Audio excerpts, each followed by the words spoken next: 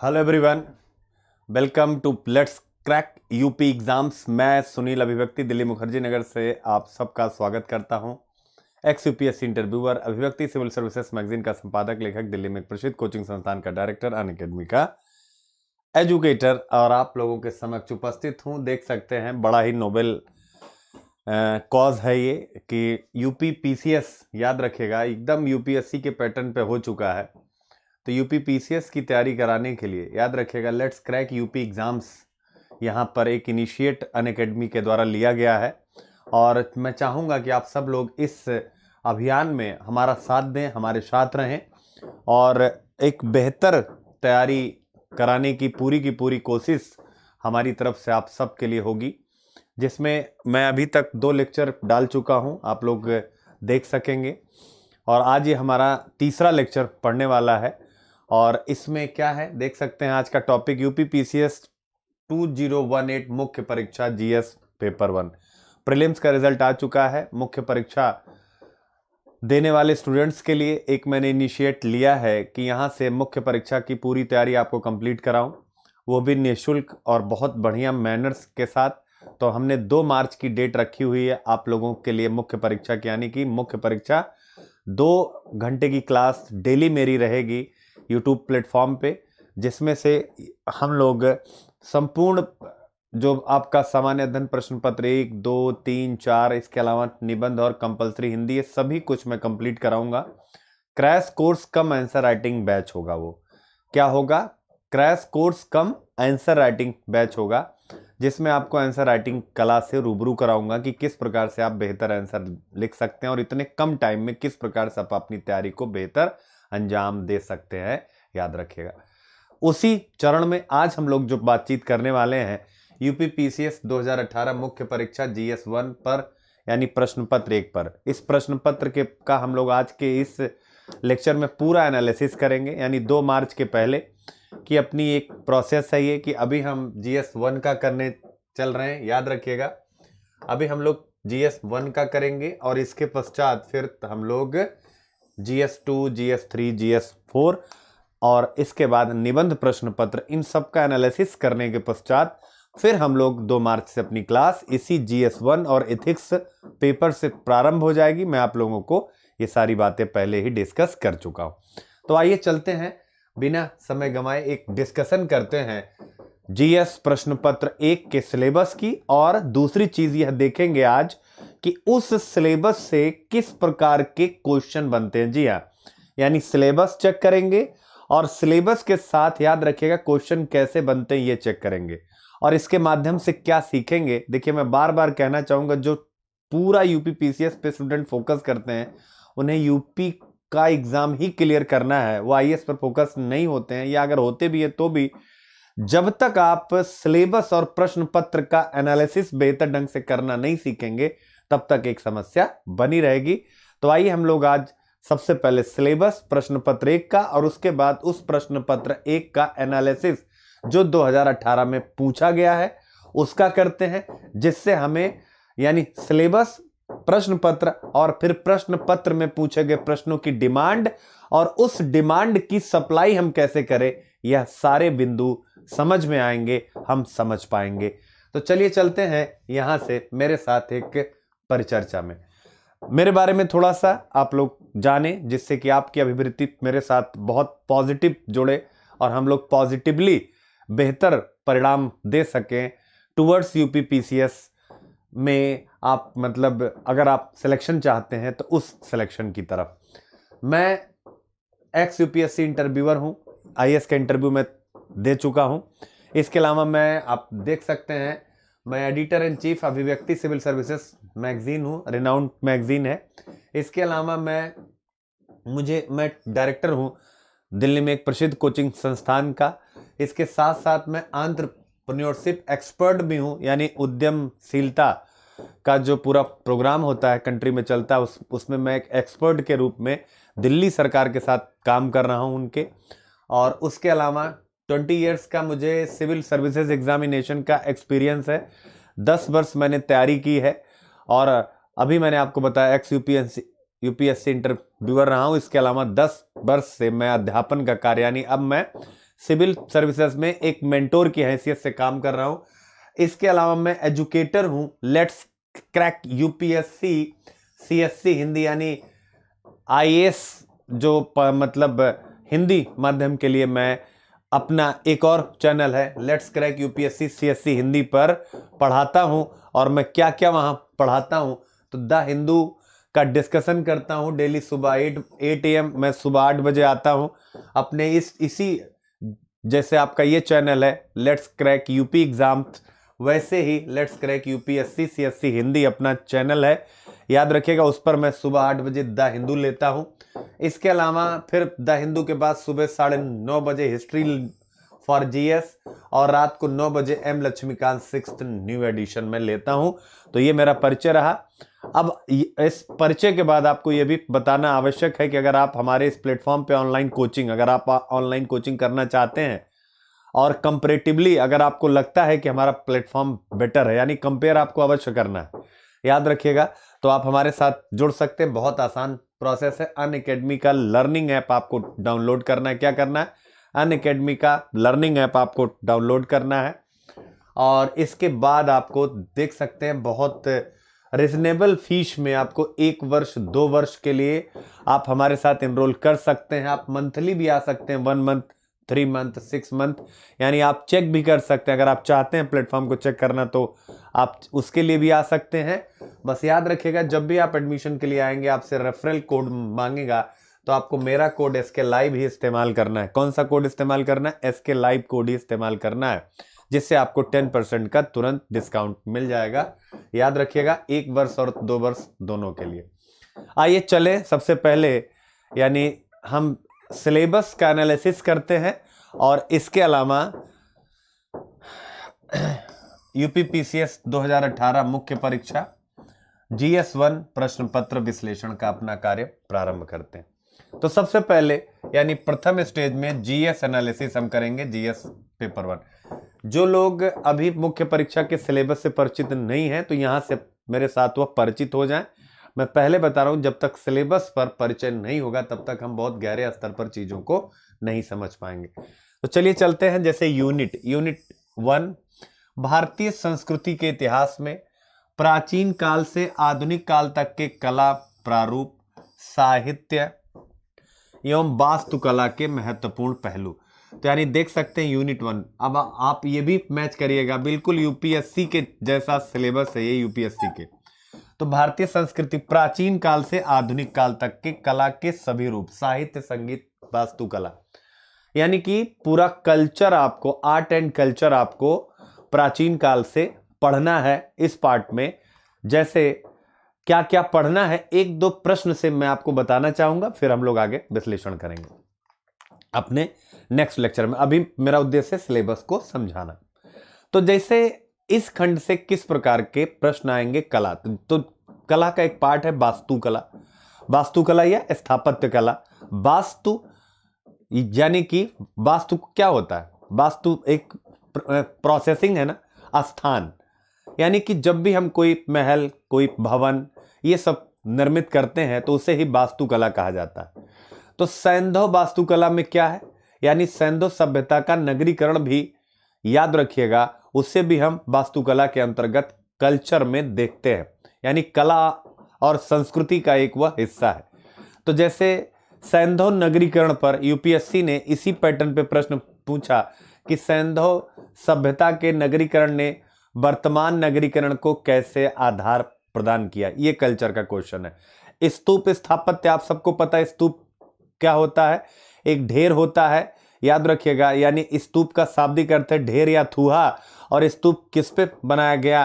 तो ये महात्मा बुद्ध के अवशेषों पर, याद रखिएगा, स्तूप बनाए गए और इसी से बाद में स्तूप स्थापत्य कला का विकास हुआ। यूपीएससी ने पूछा था, याद रखिएगा, क्योंकि अभी आपका केवल 2018 एक ही मेंस हुआ यूपीपीसीएस का। तो हम जो यूपीएससी में प्रश्न आए हैं उसके द्वारा इन सब विषयों का एनालिसिस करेंगे। तो पूछा स्तूप स्थापत्य क्या है, वह किस प्रकार बुद्ध की शिक्षाओं को प्रस्तुत करता है। तो यानी ये सारी चीजें। फिर गांधार कला, मथुरा कला क्या है, इनके मध्य का संबंध और इनके मध्य का अंतर क्या है। तो इस प्रकार बुद्ध की प्रासंगिकता क्या है, ये सब कल्चरल पार्ट है, याद रखिएगा। ये सारे क्वेश्चन आपसे पूछे जाएंगे। गुप्त काल स्वर्ण युग क्यों है, तो पहली यूनिट यानी कि कला एवं संस्कृति आपको इस रूप में पढ़नी पड़ेगी। तो पहली यूनिट याद रखिएगा। अभी जब हम विस्तार से क्लासेस करेंगे तो सबका डिटेल करेंगे। अभी चूंकि हम और आप एक दूसरे के साथ अपना परिचय, अपना संबंध स्थापित कर रहे हैं, और धीरे धीरे इकट्ठा सारा कुछ लादने से अच्छा है धीरे धीरे हम लोग एक दूसरे को समझते चलेंगे। दूसरा क्या है, मतलब ये तो हो गया यूनिट 1 यानी history of Indian culture will cover the salient aspects of art forms, literature and architecture from ancient to modern times. अब इसके बाद यूनिट 2 आ गया, यानी कि सिलेबस का दूसरा पार्ट, आधुनिक भारतीय इतिहास 1757 ईस्वी से 1947 ईस्वी तक, महत्वपूर्ण घटनाएं, व्यक्तित्व एवं समस्याएं इत्यादि। तो अब आप देखिए, यानी कि 1757 से 1947 ईस्वी तक महत्वपूर्ण घटनाएं, पर्सनालिटी, समस्याएं, यानी modern Indian history from AD 1757 to AD 1947, significant events, personalities and issues, ये आपके सामने टॉपिक निकल करके आ रहा है, याद रखिएगा। तो यहां से कैसे प्रश्न आता है, जैसे मैं एक एग्जांपल से बताऊं तो यूपीएससी में इसी यूनिट से सेम यूनिट वहां भी रखी हुई है। तो जैसे पूछ लिया था करजन और पंडित नेहरू की कंपेयर करिए, यानी करजन और नेहरू की नीतियों का कंपेयर, या महात्मा गांधी की प्रासंगिकता वर्तमान में, यानी पर्सनालिटी, समझ रहे ना, पर्सनालिटी, यानी 1757 यानी प्लासी की लड़ाई और प्लासी में विजय, इसके पश्चात बक्सर की लड़ाई, बक्सर में विजय, फिर द्वैध शासन की स्थापना बंगाल में 1765, और इसके पश्चात वारेन हेस्टिंग्स का आना, और इसके पश्चात 1773 का रेगुलेटिंग एक्ट, 1784 का पिट्स इंडिया एक्ट, भारत में ब्रिटिश संसदीय नियंत्रण को क्या करना, भारत में ब्रिटिश संसदीय नियंत्रण को प्रारंभ करना, यानी रेगुलेटिंग एक्ट के द्वारा, और 1784 के पिट्स इंडिया एक्ट के द्वारा उसे मजबूती प्रदान करना, यानी वास्तविक रूप से संसदीय नियंत्रण को प्रारंभ करना, बोर्ड ऑफ कंट्रोल और उन सबके गठन के माध्यम से। फिर इसके बाद लॉर्ड कॉर्नवालिस का आना और भारत में प्रशासनिक सुधार, और उसके साथ साथ भू राजस्व बंदोबस्त में अस्थायी भू राजस्व बंदोबस्त। तो ये सारी चीजें, यानी इसी को बोलते हैं महत्वपूर्ण घटनाएं और पर्सनालिटी, याद रखिएगा। तो 1757 से 1947 ईस्वी तक की महत्वपूर्ण घटनाएं, व्यक्तित्व एवं समस्याएं, तो आपको इस चीज को देखना है और इस हिसाब से चलना है, यानी ये सारी चीजें। अभी हम लोग केवल एक बार सिलेबस से रूबरू हो रहे हैं, हल्का हल्का।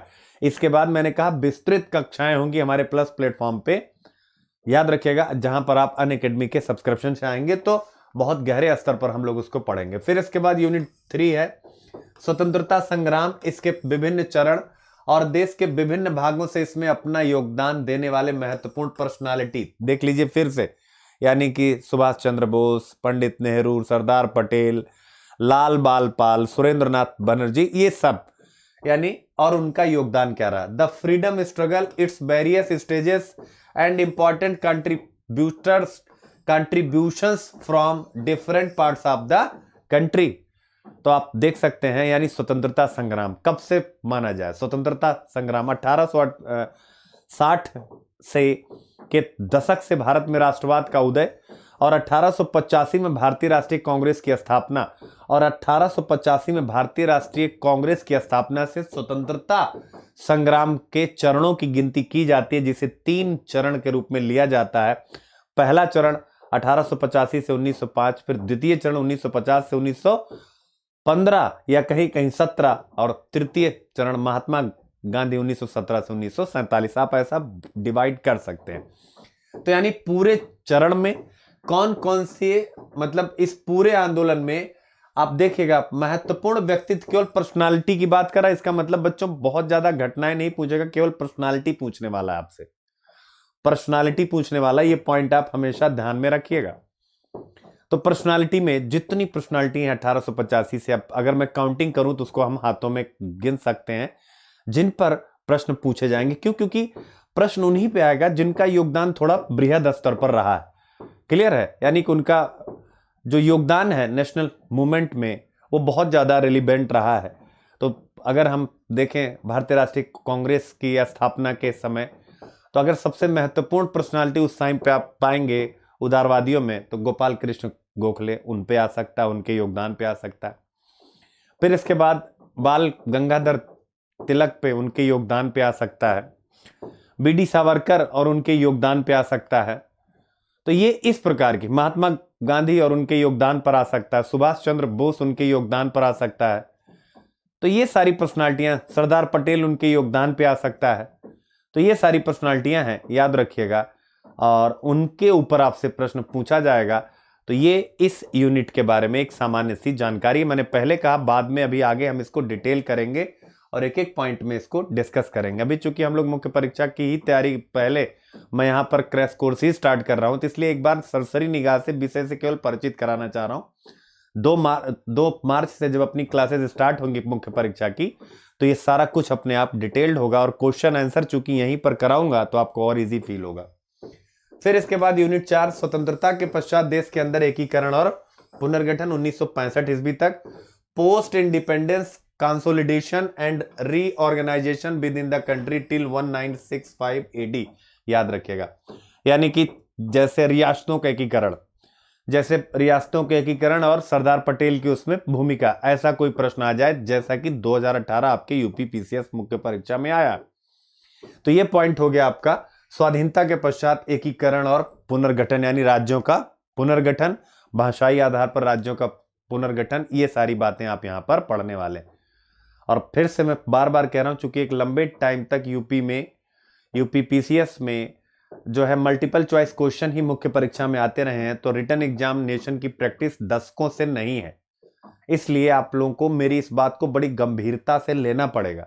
जो मैं बातें बता रहा हूं, स्टार्टिंग में आपको ये लग सकता है, क्योंकि बहुत लंबे टाइम तक आंसर राइटिंग की प्रैक्टिस नहीं है, कि आप केवल पढ़ करके और आंसर राइटिंग कर पाएंगे। जी नहीं, आप कॉन्सेप्ट के साथ जब लिखना स्टार्ट करेंगे, और उस लिखने का एक सिस्टम होता है, इंट्रो, बॉडी, उसका चार्ट यानी फ्लो चार्ट, इंडिया का मैप, वो कहाँ कैसे किस रूप में आएंगे, करंट अफेयर्स को कैसे इंट्रोड्यूस करेंगे, रिपोर्ट्स, ये सब कैसे आप लगाएंगे, वह बड़ा महत्वपूर्ण होता है।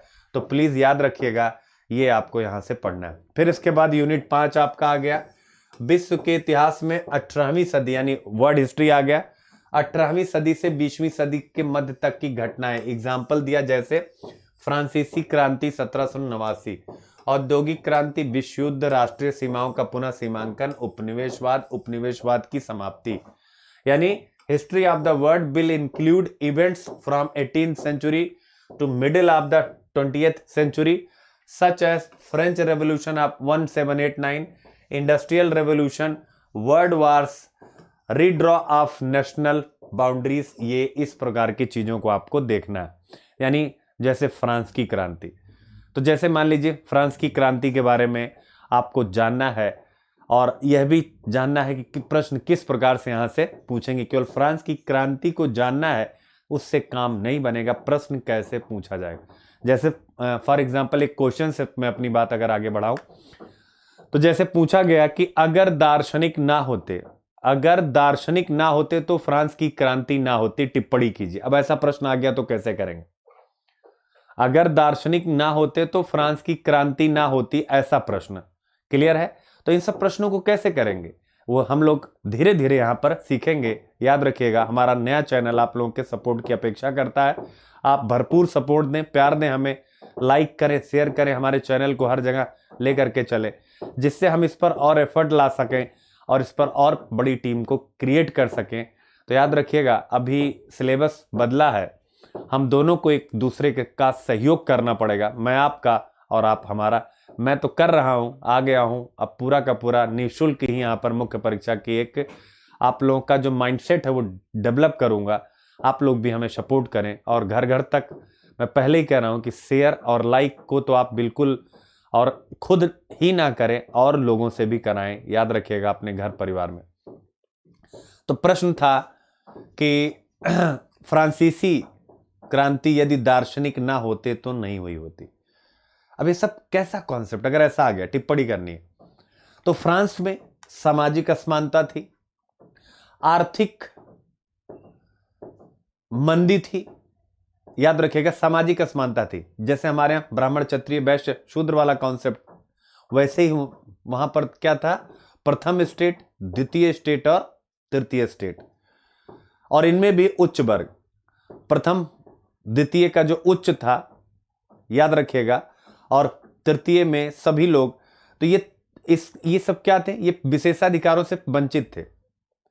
तृतीय स्टेट वाले सब, सारा टैक्सेशन इन्हीं के ऊपर था, तो समाज में विषमता थी, राजा निरंकुश था। ऐसी परिस्थिति में और आर्थिक रूप से बदहाल स्थिति थी, राजकोषीय घाटा चरम पर था, फिजिकल डेफिसिट। ऐसे में रेवोल्यूशन के लिए, क्रांति के लिए परिस्थितियां, सिचुएशंस मौजूद थे, पर क्रांति हो कैसे, चूंकि किसी विचारक का होना आवश्यक है जो इन असंतोषों को लोगों के सामने रख सके। किसके द्वारा? शब्दों के द्वारा। तो यह काम वहां के दार्शनिकों ने किया, रूसो ने सोशल कॉन्ट्रैक्ट की थ्योरी के माध्यम से, मॉन्टेस्क्यू ने, दिदरो ने, वाल्टेयर ने। मॉन्टेस्क्यू ने कहा शक्तियों का पृथक्करण, यानी विधायिका, कार्यपालिका, न्यायपालिका सब अलग हैं, राजा निरंकुश नहीं हो सकता। दिदरो ने चर्च पर प्रहार किया। मॉन्टेस्क्यू ने यह कहा कि राज्य तो लोगों ने बनाया है, तो राज्य निरंकुश कैसे हो सकता है। तो यानी ये जब ऐसे विचार आए तो लोग आंदोलित हुए और फिर आंदोलन प्रारंभ हो गया या क्रांति प्रारंभ हो गई। तो इस टाइप से, यानी यहां से भी हम बहुत कुछ सीखेंगे। फिर इसके बाद देखिए कुछ टर्म्स पर बातचीत होगी। राजनीतिक दर्शन शास्त्र जैसे पॉलिटिकल फिलॉसफीज याद रखिएगा, जैसे साम्यवाद, पूंजीवाद, यानी साम्यवाद क्या है, पूंजीवाद क्या है, समाजवाद क्या है, नाजीवाद क्या है, फांसीवाद, याद रखिएगा। और ये क्या है और इनका प्रभाव क्या रहा है, यानी communism, capitalism, socialism, Nazism, fascism और इनका इंपैक्ट, तो ये भी हम पढ़ेंगे। फांसीवाद, नाजीवाद आपको पता है, इटली मुसोलिनी फांसीवाद, हिटलर जर्मनी नाजीवाद। प्रश्न यहां से आएगा, महत्वपूर्ण है, नाजीवाद के उदय के कारण। तो आपको अच्छे से पता है नाजीवाद के उदय के कारण, नाजीवादी एक प्रकार की मानसिकता है, सर्वसत्तावादी, पर कहीं न कहीं वर्साय की संधि, प्रथम विश्व युद्ध इसके उदय का कारण रही है।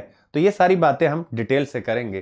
तो ये हो गया, यानी 5 यूनिट। ये जो 5 यूनिट हैं ये क्या है, याद रखिएगा, ये 5 की 5 यूनिट आपकी हिस्ट्री एंड कल्चर से हैं। तो प्रश्न पत्र 1 में एक पार्ट आपका हिस्ट्री एंड कल्चर है, दूसरा पार्ट आपका सामाजिक मुद्दे है, और तीसरा पार्ट आपका क्या है, याद रखिएगा, तीसरा पार्ट आपका ज्योग्राफी है। तो हमारा 5 यूनिट में इतिहास पार्ट और 6 यूनिट में इतिहास पार्ट खत्म होता है। अब हम आते हैं अपनी अगली यानी 6ठी यूनिट में, और अब यहां से क्या स्टार्ट होता है, सामाजिक मुद्दे। क्या स्टार्ट होता है, सामाजिक मुद्दे, आप याद रख सकते हैं,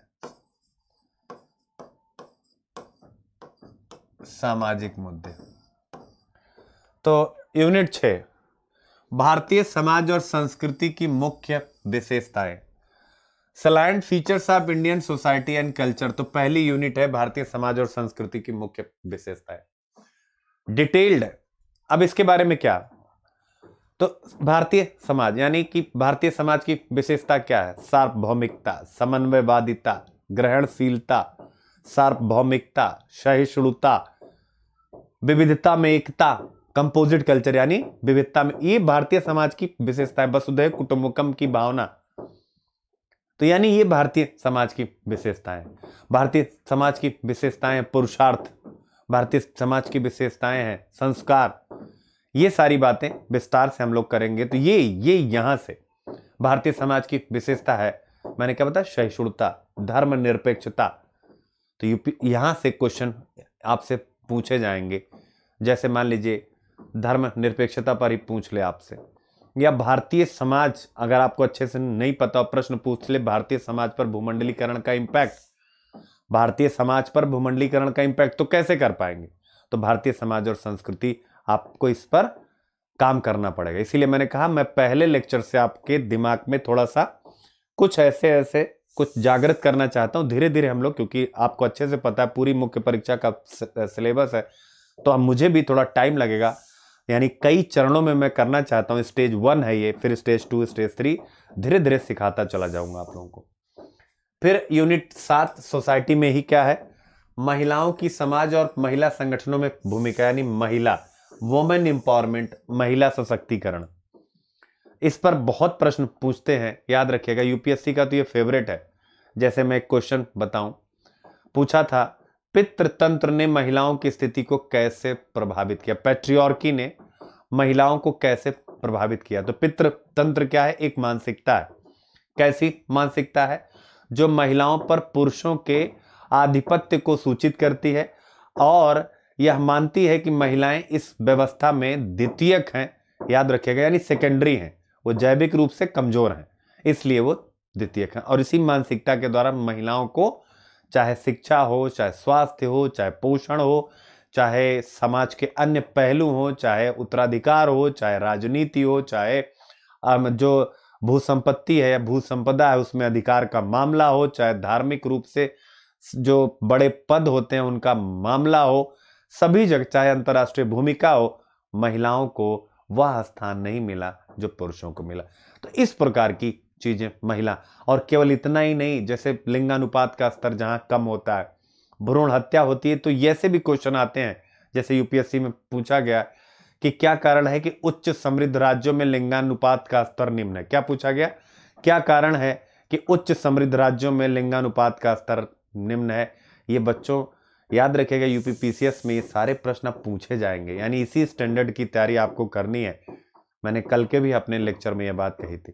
उच्च समृद्ध राज्य मतलब पंजाब, हरियाणा, गुजरात, यहां पर लिंगानुपात कम क्यों है, जबकि ये तो समृद्ध हैं। लोग कहते हैं कि गरीबी के कारण जो है, तो इसका मतलब है कि भ्रूण हत्या होती है क्या नहीं, वो ढेर सारे सिस्टम्स। तो इस प्रकार के प्रश्न यहाँ पे, भूमंडलीकरण का भारतीय महिलाओं पर क्या इंपैक्ट पड़ा, तो ये भी प्रश्न आपसे पूछे गए हैं, इस हिसाब से आपको चलना है। फिर क्या कह रहा है? जनसंख्या तथा संबद्ध समस्या, यानी अब देखिए, अब जनसंख्या का इश्यू यहां पे आ गया। जनसंख्या का मतलब कि जैसे आपसे पूछ ले कि जैसे करंट अफेयर्स, तो करंट वर्तमान में चर्चा में है, और यूपीएससी तो करंट बेस्ड ही जीएस के क्वेश्चन पूछता है। तो जैसे वर्तमान में चर्चा में क्या है, आप विचार करिए। तो वर्तमान में चर्चा में है कि भारत में एक जनसंख्या नीति होनी चाहिए, यानी कि 2 ही बच्चे होने चाहिए, ऐसी जनसंख्या नीति हो। तो स्वाभाविक है अब परिवार नियोजन पर आपसे क्वेश्चन पूछ लेगा।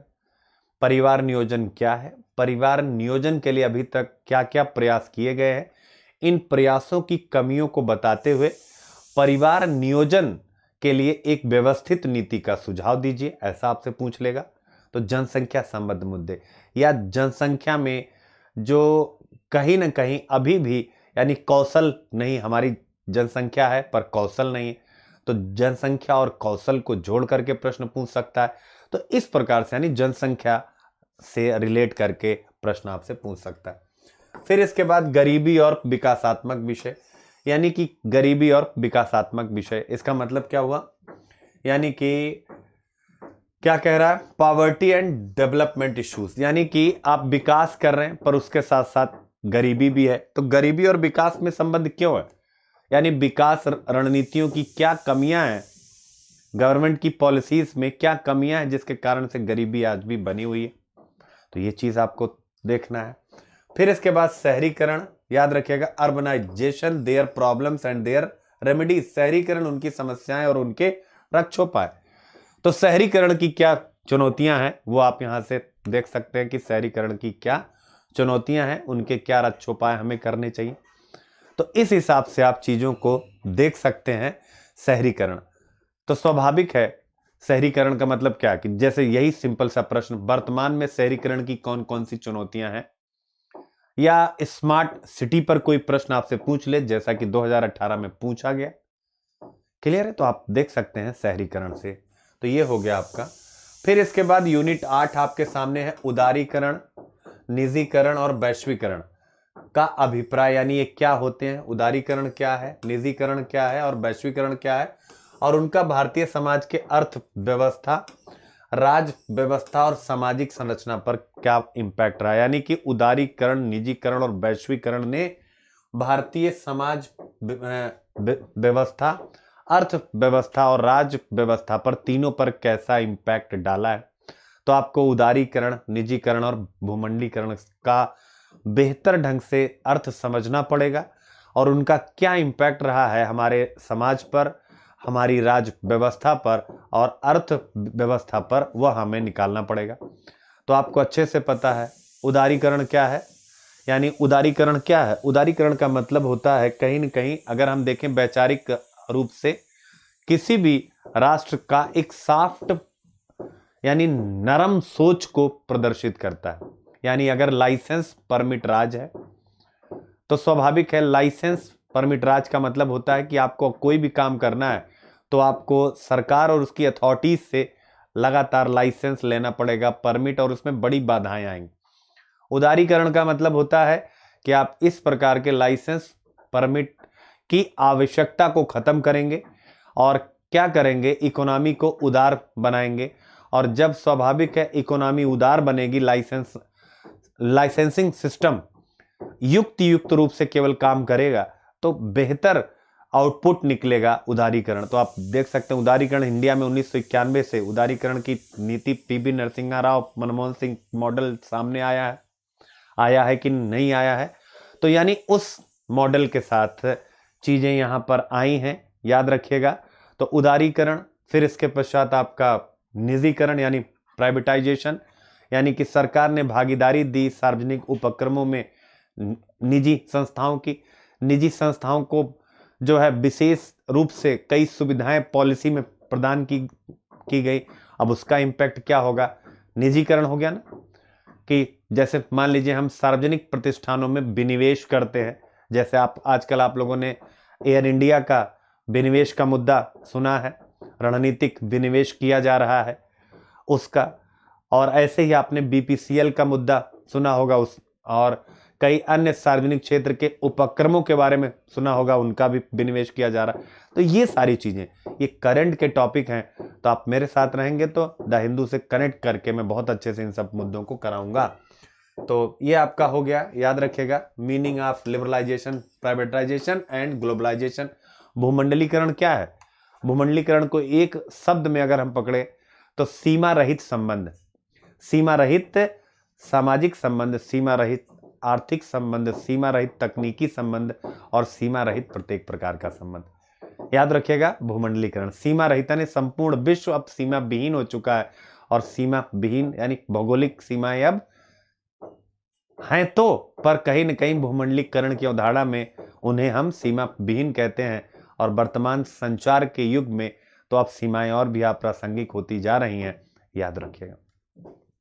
तो ये इसके बारे में इसका क्या इंपैक्ट पड़ा, तो ये देखिए इस हिसाब से आपको चीजों को देखने की आवश्यकता है। फिर यूनिट 9 सामाजिक सशक्तिकरण, सांप्रदायिकता, क्षेत्रवाद और धर्मनिरपेक्षता।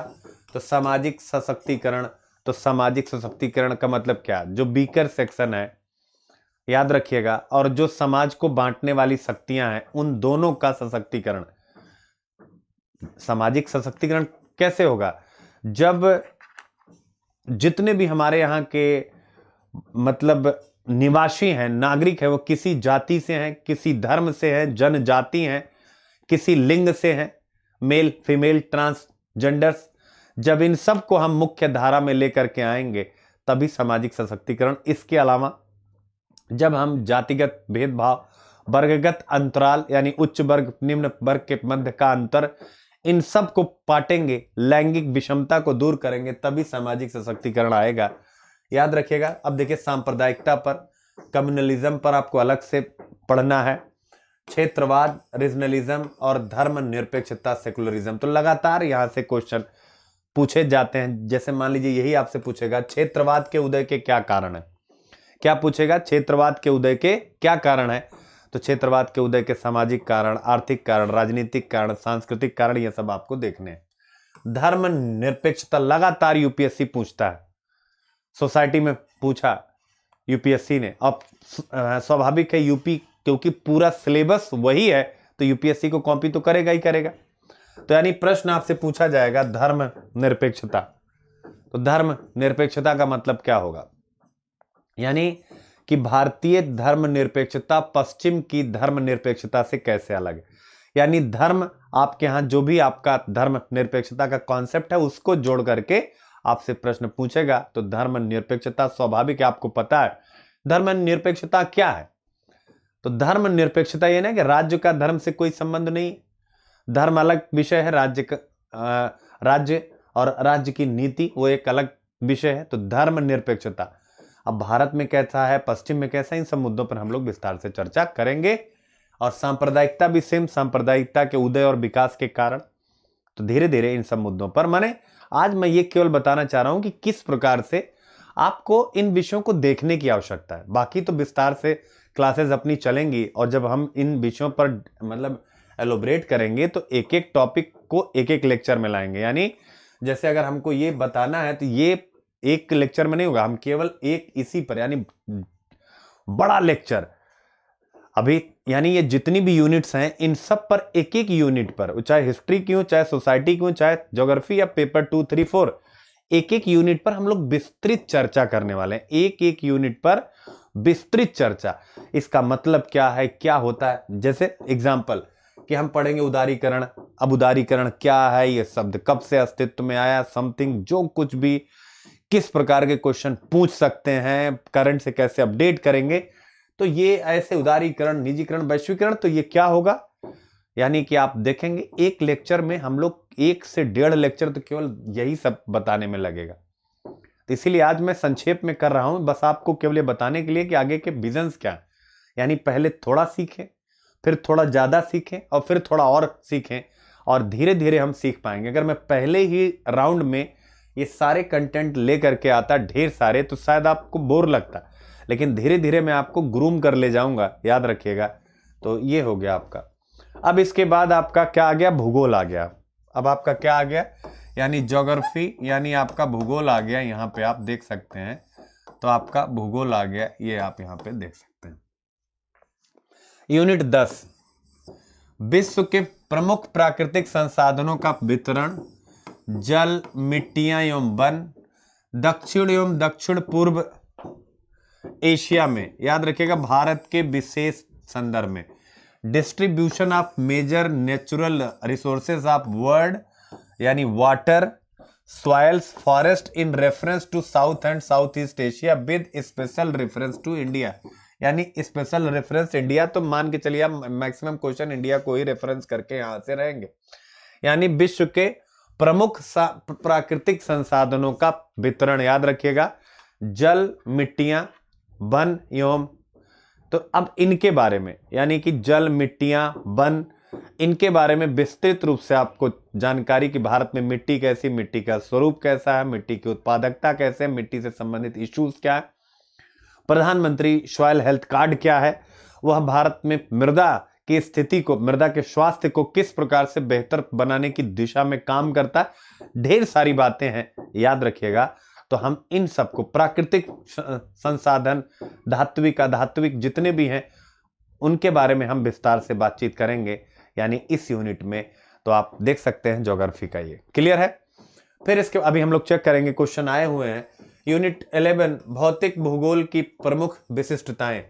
तो क्या है भौतिक भूगोल, सलाइंट फीचर्स ऑफ फिजिकल ज्योग्राफी, जैसे भूकंप, सुनामी, ज्वालामुखी क्रियाएं, चक्रवात, समुद्री जलधाराएं, पवन एवं हिम सरिताएं, यानी क्या, earthquake, tsunami, volcanic activity, cyclone, ocean currents, winds and glaciers, याद रखिएगा।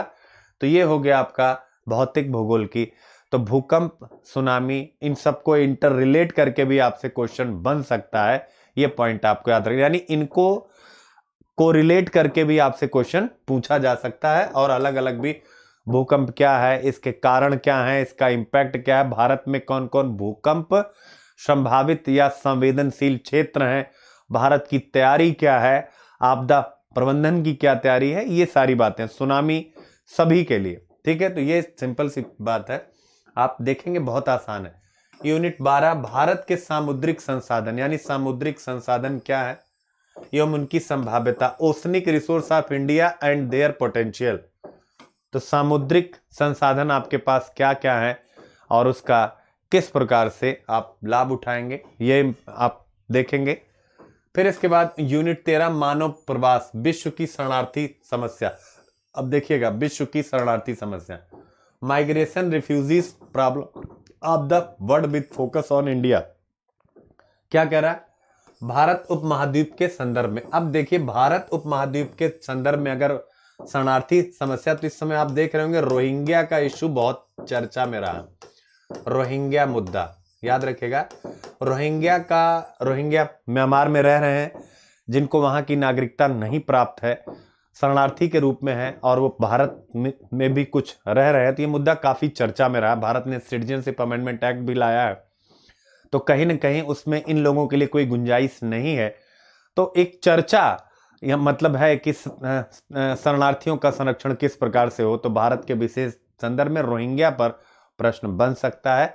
और इसी प्रकार के प्रश्न बनते हैं, जैसे यूपीएससी में पूछा था बलात् प्रवासन क्या है, तो स्वाभाविक है, बलात् प्रवासन का मतलब होता है जब क्लाइमेट के कारण यानी चेंज हो जाए, लोग अपना घर छोड़ना ना चाहते हो, तब भी आपदाओं के कारण उन्हें घर छोड़ना पड़ जाए, तो उसको आप बलात् प्रवासन कहते हैं। तो यानी अगर या फिर वॉर हो जाए, युद्ध की स्थिति, यानी कि जब वो जाना ना चाहे, परिस्थितियां उन्हें पुश करे, तो स्वाभाविक है ऐसे तो प्रवासन शरणार्थियों पर लगातार प्रश्न पूछे गए हैं, और करंट का ही यह इश्यू है।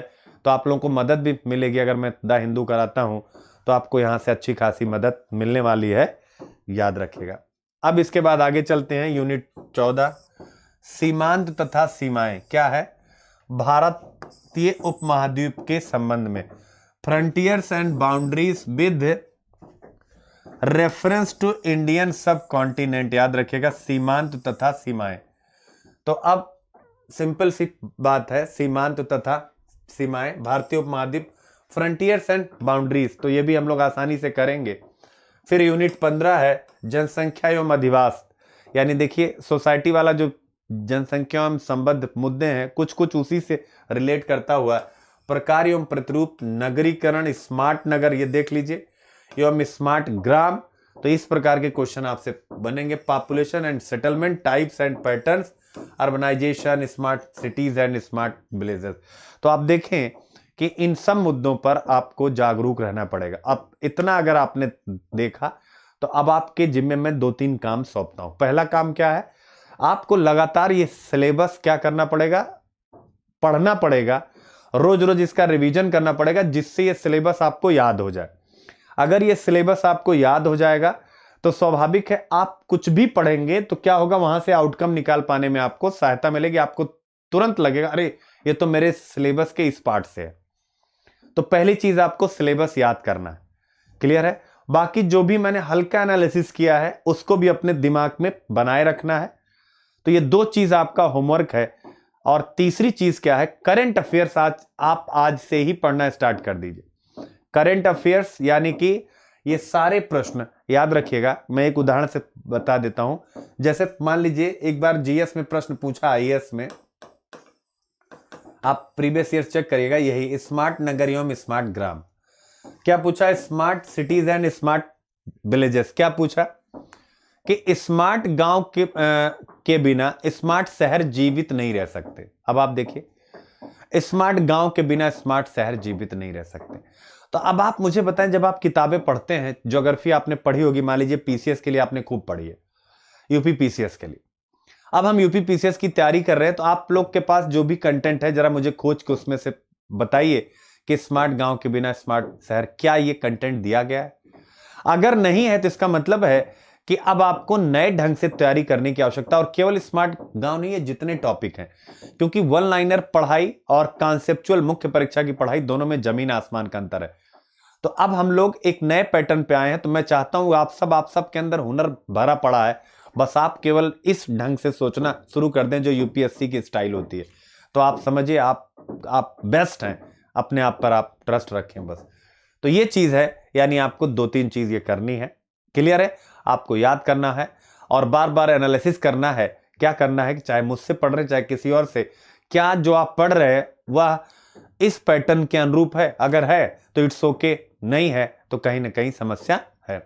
अगला है, अब देखिए यूनिट 16 आपके सामने आ गया, ये यूपी स्पेशल। अब क्या आ गया, यानी एक पेपर में 4 पार्ट है, अब आपका आ गया क्या, यूपी स्पेशल। अब आपका क्या आ गया, यूपी स्पेशल, आप यहां से देख सकते हैं UP special. Unit 16 Uttar Pradesh का विशेष ज्ञान, याद रखिएगा special knowledge of Uttar Pradesh, history, culture, art, architecture, festival, folk dance, literature, regional languages, heritage, social customs and tourism. तो आप देख सकते हैं उत्तर प्रदेश का यानी इतिहास, संस्कृति, कला, साहित्य, वास्तुकला, त्योहार, लोक नृत्य, यानी यूपी का पूरा कल्चर। तो यूपी का कल्चर तो स्वाभाविक है, आप यूपी से हैं तो मैक्सिमम क्या होता है, अगर आपको अलग से नहीं भी पता है लेकिन यूपी के हैं तो कॉन्फिडेंस भी होता है, और मैक्सिमम हम कहीं न कहीं सुने होते हैं, तो ये पार्ट आपके लिए इजी है और इसको हम लोग लास्ट में कंप्लीट करेंगे जब हम लोग बैचेस अपना स्टार्ट करेंगे। फिर इसके बाद क्या है, यूनिट 17 उत्तर प्रदेश का विशेष ज्ञान, इसमें भूगोल, मानव एवं प्राकृतिक संसाधन, जलवायु, मिट्टियां, वन और वन्य जीव, खदान और खनिज, सिंचाई के स्रोत। तो ये आप देख सकते हैं यानी specific knowledge of UP, geography, human and natural resources, climate, soils, forest, wild life, mines and minerals, source of irrigation. तो उत्तर प्रदेश का विशेष नॉलेज हम लोग, ये मैक्सिमम फैक्चुअल पूछेगा, मैक्सिमम फैक्चुअल। अब अभी हम लोग पेपर्स एनालिसिस से ये चीज देख भी पाएंगे। क्लियर है? तो ये फैक्चुअल आएगा, आपको बेहतर नोट्स हम लोग प्रोवाइड कराएंगे और आप आसानी के साथ इसको भी कंप्लीट कर पाएंगे। तो अब आइए देखते हैं, यानी अगर आपने सिलेबस पूरा का पूरा एनालाइज कर लिया तो अब आइए यहां पर हम चेक करते हैं, यानी कि जो यूपीएससी का यूपी पीसीएस का यानी जो प्रश्न पत्र 2018 था, तो अब उसका एनालिसिस करते हैं कि जो सिलेबस हमने देखा, क्या उस सिलेबस से जो बातें मैं कहना चाह रहा हूं, प्रश्न जो पूछता है तो वो कैसे पूछता है, क्या यूनिट को अगर हम पढ़ते हैं तो वहीं से प्रश्न पूछ रहा है, और अगर पूछ रहा है तो उसका नेचर क्या है। तो आइए यह चीज अब हम सीखते हैं। और एक चीज और देखिए, एक जगह लिखा है, प्रश्न ऊपर है, फिर लिखा हुआ है डिमांड, और फिर यहां लिखा हुआ है सप्लाई। याद रखिएगा क्या लिखा हुआ है, डिमांड है और इसके बाद क्या है, याद रखिएगा डिमांड और सप्लाई क्या है, ठीक है। तो यानी डिमांड और सप्लाई, तो स्वाभाविक रूप से आपकी तैयारी, क्योंकि आज हम लोग जैसे अमूमन केवल एक चर्चा ही कर रहे हैं, तो इस चर्चा में आपको डिमांड और सप्लाई यानी कि प्रश्न को पढ़ना है और विचार करना है। याद रखिएगा क्या विचार करना है, तो आपको विचार ये करना है कि आप किस प्रकार से डिमांड और सप्लाई के साथ चल रहे हैं, तो ये सबसे इंपॉर्टेंट है। तो जैसे देखिए आप पहला क्वेश्चन, यानी आप अपना पूरा नोटबुक ऐसे ही बनाएंगे, यानी ये नोटबुक आप ऐसा ही बनाएंगे, ये चीज आपको ध्यान में रखना है। पूरा नोटबुक आपका ऐसे ही रहेगा, यानी आप नोट्स ऐसे बनाएंगे। जैसे मान लीजिए क्वेश्चन 1, सरदार वल्लभ भाई पटेल की भारतीय रियासतों के विलीनीकरण में भूमिका को स्पष्ट कीजिए। Explain the role of Sardar Vallabh भाई Patel in the integration of princely states of India. याद रखिएगा ये क्वेश्चन है। तो अब सबसे पहले आपको आंसर पे नहीं आना, ये सब तो हम लोग कराएंगे, अभी तो हमारा चैनल स्टार्ट हो रहा है, मैं ही कराऊंगा ये सब कुछ। लेकिन अब आप देखिए हमने क्या कहा था, पहली चीज पर्सनालिटी कहा गया था, नहीं पर्सनालिटी यानी व्यक्तित्व, स्वाधीनता, संघर्ष। आइए एक एक बार थोड़ा सा मूल्यांकन कर लेते हैं, यानी कि क्या कहा गया था आपसे, स्वतंत्रता संग्राम, इसके विभिन्न चरण, देश के विभिन्न भागों में इसमें अपना योगदान देने वाले महत्वपूर्ण व्यक्ति। याद रखिएगा। और स्वतंत्रता के पश्चात देश के अंदर एकीकरण। तो देखिए पर्सनालिटी, याद रखिएगा पर्सनालिटी। और इधर क्या, 1757 से 1947 ईस्वी तक महत्वपूर्ण घटनाएं और पर्सनालिटी। तो महत्वपूर्ण घटना है रियासतों का एकीकरण, और पर्सनालिटी है सरदार पटेल। और ये आपका GS1 सिलेबस हम पढ़ रहे हैं यूनिट 2, यानी कि सिलेबस की यूनिट 2 आपके सामने लगी हुई है। क्या लगी हुई है, सिलेबस की यूनिट 2। तो इसका मतलब क्या है, आपको ये ध्यान में रखना है कि देख सकते हैं सीधा क्वेश्चन यूपीएससी इधर उधर कहीं नहीं जाता, उसी की तर्ज पर, क्योंकि यूपी कमीशन का एग्जाम अब हो रहा है, यानी यूपी पीसीएस पूर्णतः यूपीएससी की तर्ज पर हो रहा है, तो स्वाभाविक है आप देख सकते हैं वही पैटर्न यहां फॉलो हो रहा है। तो आपसे पूछा गया, क्या पूछा गया कि सरदार पटेल की भारतीय रियासतों के विलीनीकरण में भूमिका। आप सबको पता है कि भारत के गृह मंत्री रहे, इसके अलावा उप प्रधानमंत्री रहे, संचार मंत्री स्वाधीनता के पश्चात।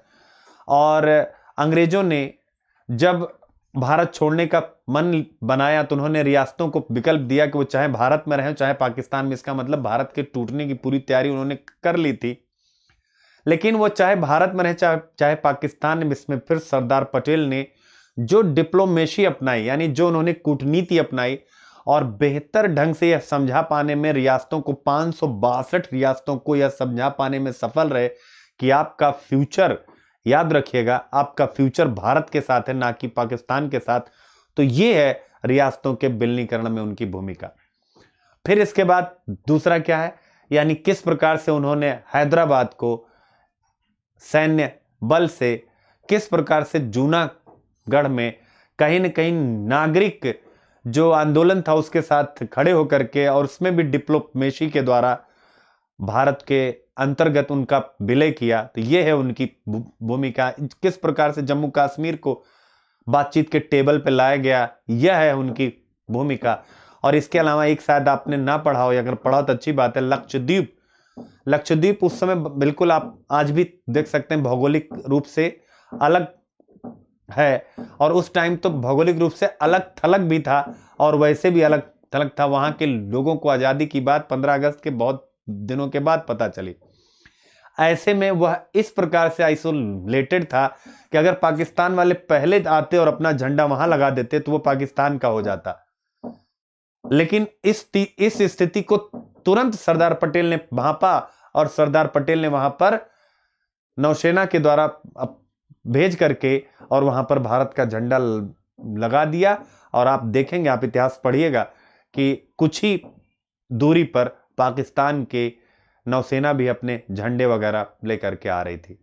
तो आप देख सकते हैं किस प्रकार से उन्होंने भारत के एकीकरण को संभव बनाया, बीपी मेनन के साथ मिलते हुए। तो हम लोग इसी प्रकार से इन प्रश्नों पर डिस्कस करेंगे, एनालिसिस करेंगे। आज मैं बस इतना कहना चाहता हूं कि अपनी तैयारी में आप सिलेबस और कोई क्वेश्चन आए तो सबसे पहले डिमांड का मतलब है क्या क्या चीज, डिमांड का मतलब है क्या क्या पूछा गया है, क्या क्या पूछा गया है। डिमांड का मतलब ये होता है। और सप्लाई का मतलब है जो जो पूछा गया है उसको आप डिटेल करेंगे।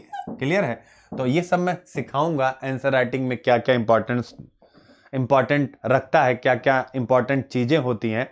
तो ये हुआ एक प्रकार का प्रश्न। फिर देखिए विश्व शांति, अब आ गया ना कल्चर, पहली यूनिट। जरा पहली यूनिट पे आइए, देख लीजिए एक बार क्या कह रहा है। भारतीय संस्कृति के इतिहास में प्राचीन काल से आधुनिक काल तक के कला के रूप, साहित्य एवं वास्तुकला के महत्वपूर्ण पहलू, यानी आर्ट एंड कल्चर। अब आप देखिए आर्ट एंड कल्चर में आपके विश्व शांति स्थापना में बौद्ध साहित्य की भूमिका का वर्णन कीजिए। Describe the role of Buddhist literature in the creation of world peace. अब आइए देखिए बौद्ध साहित्य, जरा पकड़िएगा।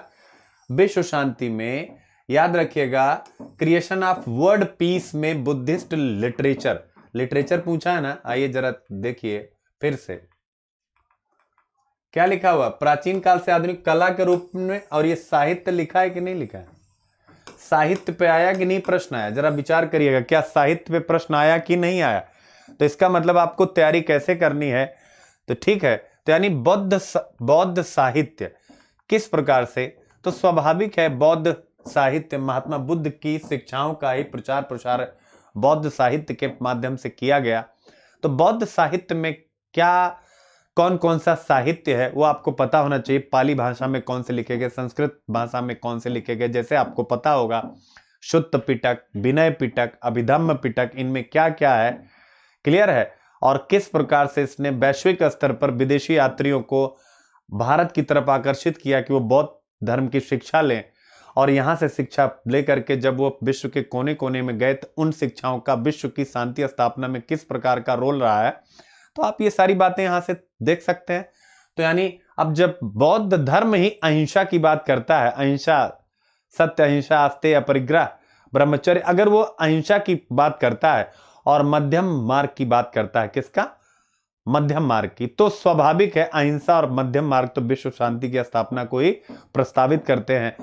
याद रखिएगा। तो ये तो इस सेम इन प्रश्नों का भी मैं सबका डिस्कशन डिटेल से अभी नहीं करूंगा, बस मैं सिखाना चाहता हूं, यानी कि आपको इसी टाइप से अपनी तैयारी करनी है और इसको कहते हैं साइंटिफिक मेथड, और हम लोग यही साइंटिफिक मेथड आपको यहां पर डेवलप करना सिखाएंगे। अभी शुरुआत है, धीरे धीरे हम लोग विस्तार से आपके साथ जुड़ते चले जाएंगे। फिर देखिए, महात्मा गांधी भारतीय राजनीति के मध्यम मार्गी दृष्टिकोण का प्रतिनिधित्व करते हैं, तर्कपूर्ण व्याख्या कीजिए। Mahatma Gandhi represents the middle path approach in Indian politics, give logical explanation. तो अब देखिए, महात्मा गांधी की मध्यम मार्गी दृष्टि, अब इसका मतलब क्या है, यानी महात्मा गांधी पर व्यक्तित्व पर आया कि नहीं आया, यानी आया कि नहीं आया। फिर से एक बार आप चेक करिए, मैं चाहता हूं इसी बहाने सिलेबस आपको पूरा का पूरा याद हो जाए, इसीलिए बार बार स्वतंत्रता संग्राम यूनिट 3 स्वतंत्रता संग्राम, इसके विभिन्न चरण और देश के विभिन्न भागों से इसमें अपना योगदान देने वाले महत्वपूर्ण व्यक्ति, और उनका आ गया ना महत्वपूर्ण व्यक्ति, स्वतंत्रता संग्राम महात्मा गांधी। अब उनका मध्यम मार्गीय दृष्टिकोण पूछ रहा है, क्या पूछ रहा है, मध्यम मार्गीय दृष्टिकोण। याद रखिएगा, मिडिल पाथ अप्रोच, ये क्या है मिडिल पाथ अप्रोच, जैसे महात्मा बुद्ध की अभी आपने पढ़ा मिडिल पाथ अप्रोच थी, वैसे ही इनकी भी है।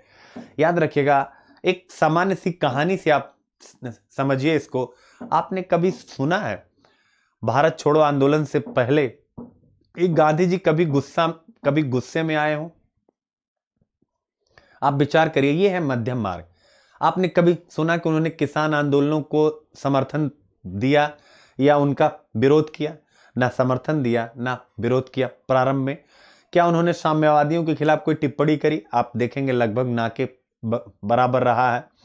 अगर आपने मतलब किसी भी प्रकार से, मध्यम मार्ग का मतलब यही है कि ना एक्सट्रीमिस्ट और ना ही बहुत ज्यादा उदार, मध्यम मार्गीय विचारधारा से 1917 चंपारण से अपनी यात्रा उन्होंने आरंभ करी। चंपारण, खेड़ा, अहमदाबाद, फिर इसके बाद खिलाफत, रौलट, असहयोग, फिर इसके बाद गांधी इरविन, और फिर इसके बाद गोलमेज, फिर गोलमेज के बाद फिर सविनय अवज्ञा, फिर इसके पश्चात गोलमेज के पहले ही सविनय अवज्ञा, और फिर उसके पश्चात, यानी लगातार। तो ये इन्हीं सब रेफरेंसेस में हमें इन प्रश्नों को देखने की आवश्यकता है।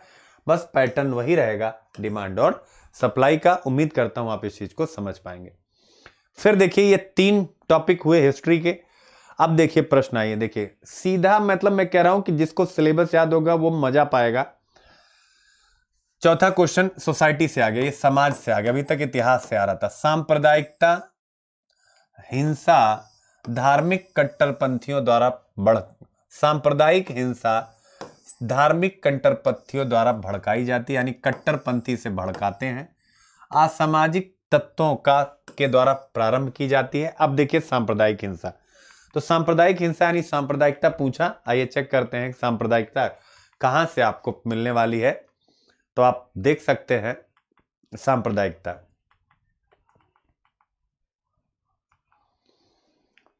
देख सकते हैं यूनिट 9, और ये क्या है, सांप्रदायिकता। मिला कि नहीं मिला? अब आप विचार करें आपको किस प्रकार की तैयारी करनी है। तो ये हो गया सांप्रदायिकता। तो अब क्या कह रहा है कि अब स्वाभाविक है, सांप्रदायिकता कोई पढ़ाएगा तो सांप्रदायिकता का कॉन्सेप्ट तो आपको पूरा डिटेल कराएगा ही कराएगा। तो सांप्रदायिक हिंसा धार्मिक कट्टरपंथियों द्वारा भड़काई, असामाजिक तत्वों द्वारा प्रारंभ की जाती है, राजनीतिक कार्यकर्ताओं द्वारा प्रोत्साहित की जाती है, निहित स्वार्थों द्वारा वित्त पोषित होती है। टिप्पणी कीजिए। यानी क्या कह रहा है, याद रखिएगा, क्या कह रहा है कि communal violence is instigated by religious fanatics initiated by anti social elements, supported by political activists, financed by vested interest। Comment टिप्पणी करना है। तो अब सांप्रदायिकता कैसे, देखिए अगर आपसे कोई पूछे सांप्रदायिकता के उदय के कारण, तो इस प्रश्न में सांप्रदायिकता के उदय के कारण का उत्तर है, यानी सांप्रदायिकता कैसे फैलती है। तो देखिए खुद ही कह रहे हैं, धार्मिक कट्टरपंथियों के द्वारा। फिर इसके बाद करा दूसरा, असामाजिक तत्वों के द्वारा। तीसरा, राजनैतिक कार्यकर्ताओं के प्रोत्साहन के द्वारा, याद रखिएगा। और चौथा, निहित स्वार्थों के वित्त पोषण से। 4 पॉइंट आपके सामने है, यानी धार्मिक कट्टरपंथ और असामाजिक तत्व, राजनीतिक कार्यकर्ता और निहित स्वार्थ, याद रखिएगा। अब आपको इस पर टिप्पणी करनी है, यानी इन चारों पे बताना है कि कट्टरपंथी कैसे हिंसा को उकसाते हैं। यानी कि डिमांड में क्या क्या आएगा? पहला यानी कि धार्मिक कट्टरपंथ, यानी क्या आएगा? धार्मिक कट्टरपंथ। और फिर इसके बाद दूसरा क्या आएगा? असामाजिक तत्व।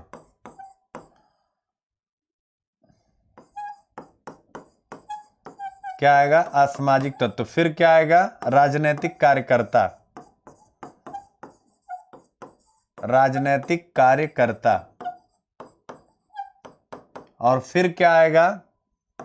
निहित स्वार्थ और उनके द्वारा वित्त पोषण। अब ये चीज, इन चारों के बारे में आपको यहां पर डिटेल करना है सप्लाई में। तो आप देख सकते हैं, यानी कि सबसे पहले हम डिमांड निकालना और उसके बाद उनकी सप्लाई को क्रिएट करना सीखेंगे। धीरे धीरे मैं आपको लेक्चर्स में सिखाता चलूंगा। बस पढ़ना कैसे है, आज के लेक्चर का यही विषय। भारत में स्त्रियों की बदलती परिस्थिति का मूल्यांकन कीजिए। Evaluate the changing status of women in India. महिलाएं कैसे सशक्त हो रही, उनकी पंचायतों में भूमिका, राजनीतिक सशक्तिकरण, उनकी विधान मंडलों में, संसद में भूमिका, राजनीतिक सशक्तिकरण। फिर इसके पश्चात सामाजिक सशक्तिकरण, यानी शिक्षा और उच्च शिक्षा, उसमें उनकी भूमिका, याद रखिएगा। आर्थिक, उनके जो अधिकार, संपत्ति के अधिकार, आर्थिक स्तर पर महिला उद्यमियों की बढ़ती संख्या, वर्क पार्टिसिपेशन, कार्य सहभागिता में महिलाओं की बढ़ती भूमिका, खेलों में महिला की बढ़ती भूमिका, ये सारी बातें, यानी स्त्रियों की बदलती परिस्थिति। और है कि नहीं है? सिलेबस है कि नहीं स्त्रियों की? आइए चेक कराते हैं। स्त्रियों की परिस्थिति आप देख सकते हैं। सोसाइटी, सामाजिक मुद्दों में यूनिट 7 आपके सामने है। क्या है? सामाजिक मुद्दों में यूनिट 7 है। और क्या कह रहा है? महिलाओं की समाज और महिला संगठनों में भूमिका। महिलाओं की समाज में, तो यही तो पूछ रहा है ना, महिलाओं की समाज में भूमिका। तो आप देखें किस हिसाब से चीजें हमारे लिए प्लान्ड है।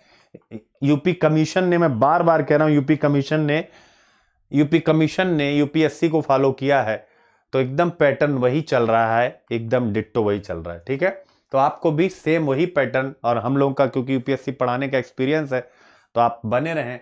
और मैं बार बार कहूंगा कि हमारे इस प्लेटफॉर्म को भी आप आगे बढ़ाएं, क्योंकि अगर प्लेटफॉर्म आगे बढ़ेगा तभी चीजें बेहतर ढंग से चल पाती हैं, याद रखिएगा।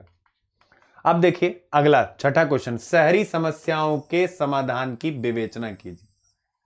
क्या कह रहा है? शहरी समस्याओं का समाधान। अब डिमांड में क्या है? यानी कि डिमांड में आपको शहरी समस्या पता होना चाहिए। आपने सबसे पहले समस्या, और फिर इस समस्या का समाधान आपको यहां पर बता देना है। अब आप मुझे बताइए शहरी समस्या का समाधान। आइए पहले एक बार सिलेबस चेक करते हैं, शहरी समस्या, फिर मैं समझाता हूं।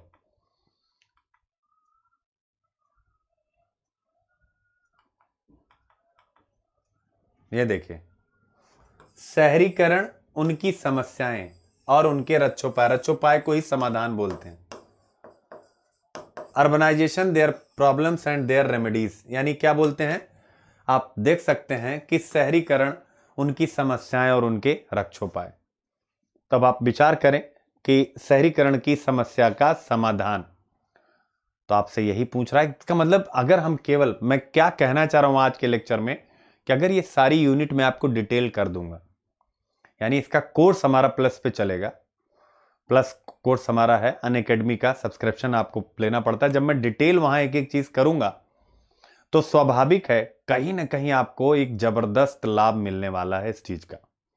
क्लियर है? क्योंकि जब डिटेल करूंगा तो इसके बाद कोई प्रश्न पूछेगा, वो प्रश्न वहीं से आएगा।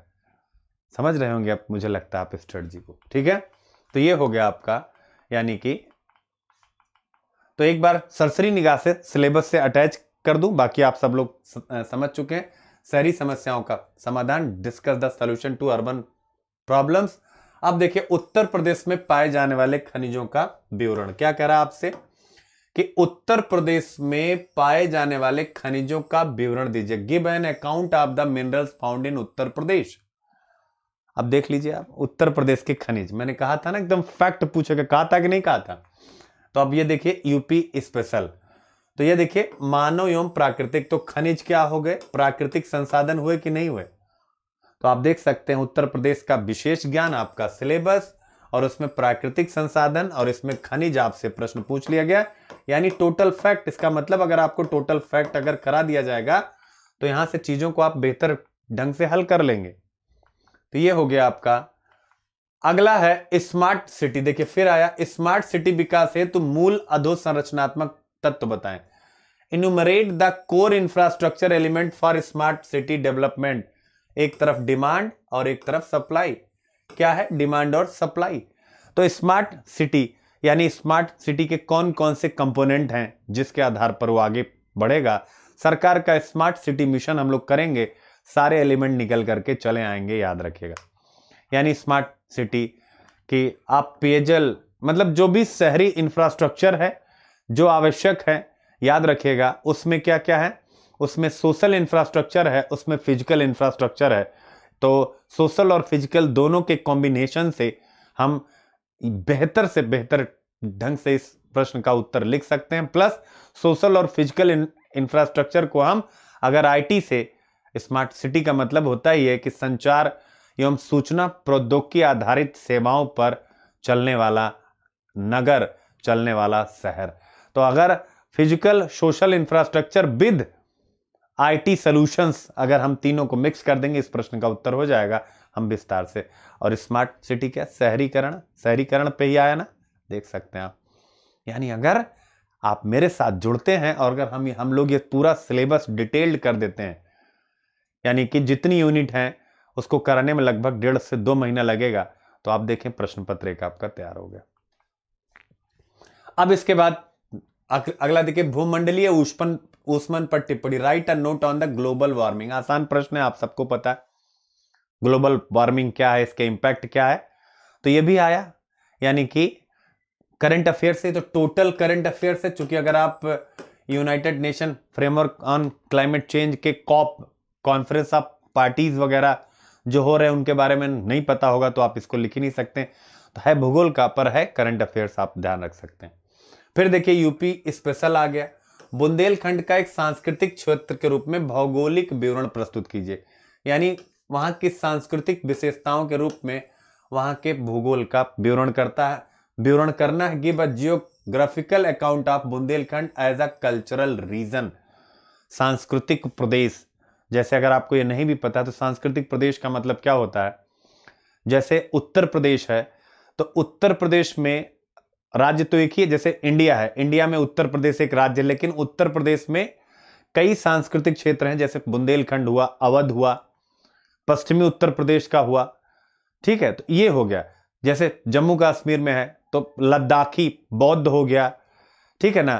तो सिंपल सी बात है, इसको बोलते हैं सांस्कृतिक क्षेत्र। तो वही यहां पे कहना चाह रहा है कि बुंदेलखंड का एक सांस्कृतिक क्षेत्र के रूप में भौगोलिक विवरण दीजिए, इसका विस्तार क्या है, क्या क्या इनकी संस्कृति और क्या क्या चीज प्रसिद्ध है, याद रखिएगा। तो ये सारी बातें आप यहां से देख सकते हैं, डिमांड और सप्लाई। फिर देखिए ये आया 10 क्वेश्चन सेक्शन ए में। अब इसके बाद सेक्शन बी में आप देख सकते हैं क्या आया, यानी सेक्शन ए और सेक्शन बी में ये याद रखिएगा कि कोई डिफाइन नहीं है कि सिलेबस का कौन सा पार्ट सेक्शन ए में होगा और कौन सा पार्ट सेक्शन बी में पूछा जाएगा। बस उन्होंने अपने ढंग से किया है, लेकिन वो कभी इतिहास का क्वेश्चन पूछ रहे हैं, कभी सोसाइटी का क्वेश्चन पूछ रहे हैं, कभी समाज का क्वेश्चन पूछ रहे हैं, तो आपको इन सब में परेशान होने की आवश्यकता नहीं है। खंड बी यानी सेक्शन बी, 200 वर्षों के ब्रिटिश शासन ने भारतीय अर्थव्यवस्था के मेरुदंड को क्षतिग्रस्त कर दिया था, व्याख्या कीजिए। The spine of Indian economy was badly injured during the 200 years of British rule, explain. यानी कि अब आप देख सकते हैं, यानी क्या ये प्रश्न कहां से आया है, यानी कि ये प्रश्न आया है स्वाधीनता के पश्चात का, यानी 200 वर्षों का मतलब 1757 से 1857, 1857 से 1957, लेकिन 1947 में ये लोग चले गए, तो 200 वर्ष, यानी अब आपको पता होना चाहिए कि स्वाधीनता के पश्चात आ गया। तो कहां से आया, आइए एक बार चेक कर लेते हैं ये प्रश्न कहां से आया है स्वाधीनता के पश्चात। तो आप देखें इतिहास में यानी कहां से मिलेगा आपको, ये वाला। स्वतंत्रता के पश्चात देश के अंदर एकीकरण और पुनर्गठन। पुनर्गठन का मतलब केवल राज्यों का नहीं, आर्थिक पुनर्गठन भी। तो यानी 200 वर्षों में पूछा गया किस प्रकार से आपकी स्थिति खराब हो गई थी अंग्रेजों के काल में, यानी कि हमारी कृषि, हमारा उद्योग, हमारा सेवा, सभी प्रकार से हमारा मानव संसाधन किस प्रकार से प्रभावित हो गया था अंग्रेजी औपनिवेशिक शोषण के कारण। इस पर याद रखिएगा आपको व्याख्या करना, विशेषकर इंडियन इकोनॉमी को, यानी हमारे कृषि को और हमारे उद्योग को। क्लियर है? तो ये सारी बातचीत है, इस पर हम लोग बाद में विस्तार से बात करेंगे। फिर देखिए, द्वितीय विश्व युद्ध को अवश्यंभावी बनाने में हिटलर की भूमिका। Discuss the role of Hitler in bringing about the second world war. तो द्वितीय विश्व युद्ध में किसकी भूमिका? हिटलर की भूमिका। तो आप देख सकते हैं हिटलर ने वर्साय की संधियों का उल्लंघन, उसके बाद फिर वह एक आगे बढ़ते बढ़ते पोलैंड में एंट्री मारा। बृहद जर्मनी का कॉन्सेप्ट उसके दिमाग में था और पोलैंड में जैसे ही उसने गलियारे में प्रवेश किया वैसे ही ब्रिटेन ने युद्ध की घोषणा कर दी और विश्व युद्ध प्रारंभ हुआ। हम लोग विस्तार से हिटलर की भूमिका, इसका मतलब विश्व का इतिहास, तो आप यहां से फिर इसके बाद देखिए, फिर आ गया 1857 का विद्रोह। भारतीय इतिहास में एक निर्णायक मोड़ था, विश्लेषण कीजिए। Revolt of 1857 was the turning point in Indian history, analyse. तो अब कैसे एक टर्निंग पॉइंट था, बड़ा महत्वपूर्ण होता है बच्चों ये टर्निंग पॉइंट। आप जैसे स्पोर्ट्स में देखते होंगे, मैच के बाद जब एनालिसिस होता है तो पूछा जाता ना, या कैप्टन जब मैन ऑफ द या मतलब स्पीच के लिए आता है तो उनसे पूछा जाता है कि आपको हारे हुए से भी जीते हुए से आपको क्या लगता है कि मैच का टर्निंग पॉइंट क्या था, यानी ऐसा कौन सा क्षण था जहां पर आप जीत रहे थे तो आप हार गए, या आप मुसीबत में थे आप जीत गए, दोनों परिस्थितियां। वही चीज था 1857 का टर्निंग पॉइंट। टर्निंग पॉइंट का मतलब होता है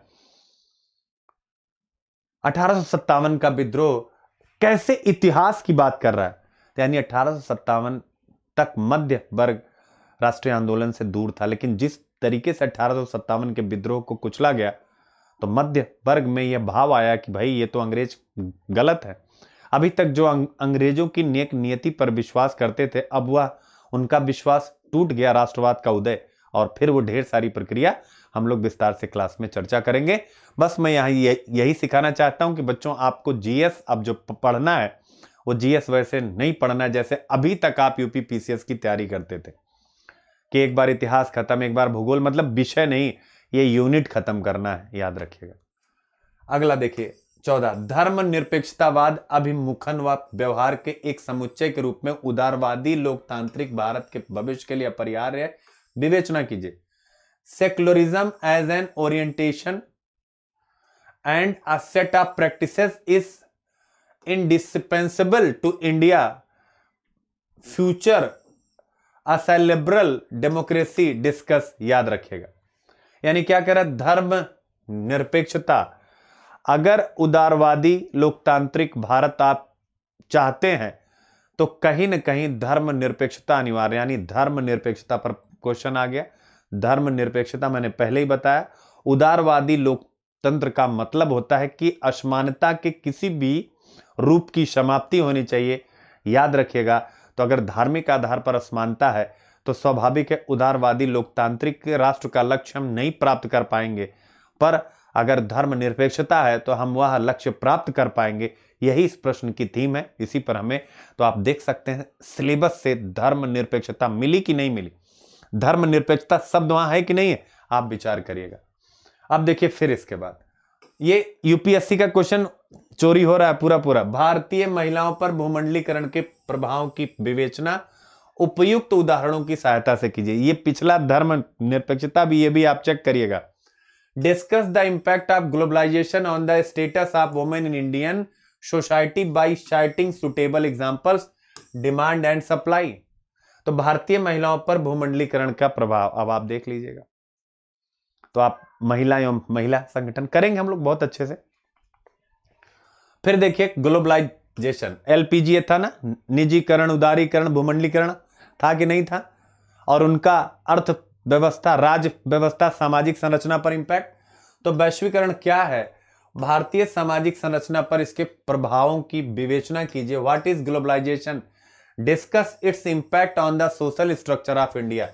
तो आप देख सकते हैं डिमांड और सप्लाई। तो वैश्वीकरण मैंने बताया, भारतीय सामाजिक संरचना पर इसका इंपैक्ट क्या है, ये सारी बातें हम यहां से अभी पढ़ने वाले हैं, ये चीज आपको ध्यान में रखना है। तो वैश्वीकरण क्या है आसानी के साथ हम क्लियर कर सकते हैं।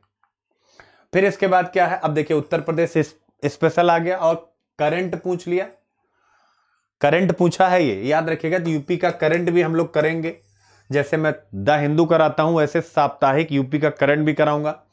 उत्तर प्रदेश पर्यटन नीति 2018 के प्राथमिक लक्ष्यों का विवरण दीजिए। उत्तर प्रदेश की पर्यटन नीति 2018 के प्राथमिक लक्ष्यों का give an account of the primary targets of Uttar Pradesh tourism policy 2018। याद रखिएगा डिमांड सप्लाई। तो ये करंट है, बताने की आवश्यकता नहीं, हम लोग कर ही ले जाएंगे। फिर देखिए ज्योग्राफी का क्वेश्चन, देखिए कितना कम पूछा, आप देखिए इस साल बहुत कम पूछा।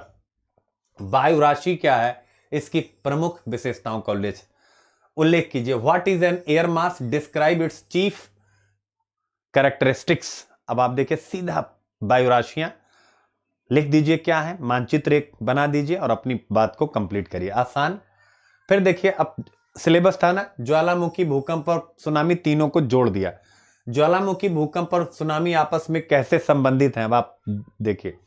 ज्वालामुखी उद्गार के संभावित सभी कारणों पर प्रकाश डालिए।